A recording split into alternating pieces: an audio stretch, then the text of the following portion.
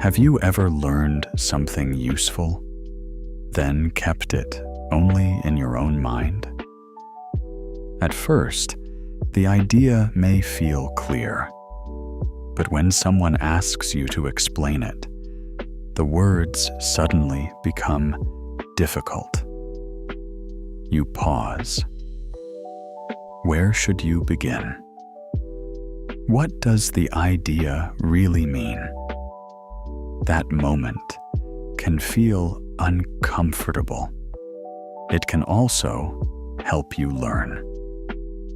Tim Minchin once spoke warmly about teachers and the value of sharing knowledge. For him, teaching was not only a job. It was a way to pass something useful from one person to another. Education had given him ideas, skills, and new ways to see the world. Keeping all of that to himself would have felt like a waste. This does not mean everyone must become a teacher at school. Teaching can happen anywhere. You might show a coworker an easier way to finish a task. A friend may ask how you learned a new skill. Even telling someone about a helpful book can open a door. The important part is not standing in front of a classroom. It is being willing to share what you know. Something interesting happens when you explain an idea. Your mind has to slow down. First, you choose the main point. Then you find simple words. If the other person looks confused, you try a different example. Through this process, your own understanding becomes clearer. An idea can feel complete when it stays inside your head. Speaking it aloud often shows the missing parts. Perhaps one step is unclear. A question may reveal something you never noticed. By helping another person learn, you also discover what you still need to understand. That is why sharing ideas can make you smarter. It pushes you to organize your thoughts instead of only remembering information. You begin to see how different parts connect. The knowledge becomes more useful because you can explain it in your own way. Still, many people are afraid to share. They think, "I am not an expert."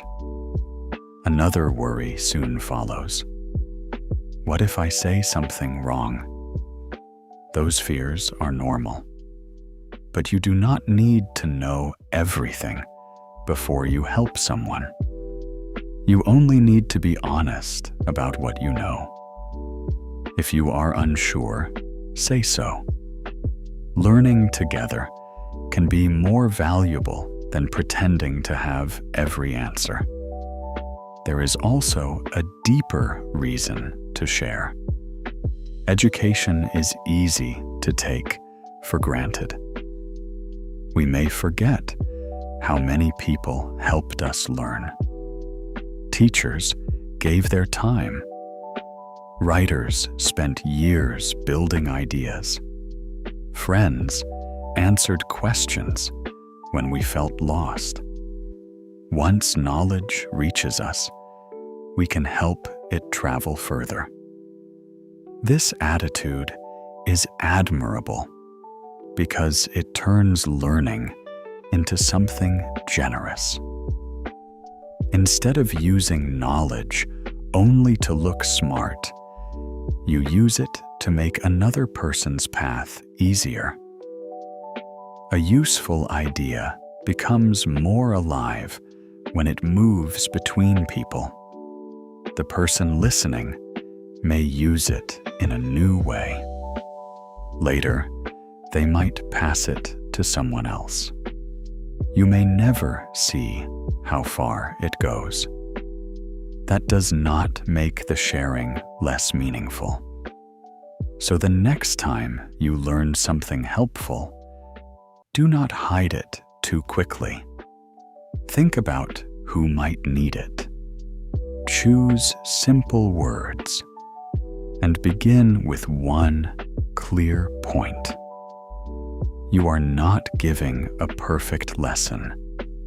You are simply opening a small door. Now, let's look at a few useful words and phrases from today's story. The first word is share. Share means to give an idea or part of something to another person. For example, she likes to share useful ideas with her team. The second word is explain. Explain means to make something easier to understand. For example, can you explain this in simple words? The third word is teach. Teach means to help someone learn. For example, he taught me how to use the program. The fourth word is admirable. Admirable means deserving respect. For example, her wish to help others is admirable. The last phrase is take for granted. Take for granted means to not value something enough because it feels normal. For example, do not take your education for granted. You do not need to be an expert to share something useful. Sometimes, one clear idea is enough. When knowledge leaves your mind, it may help someone else. And while you explain it, you may understand it better too.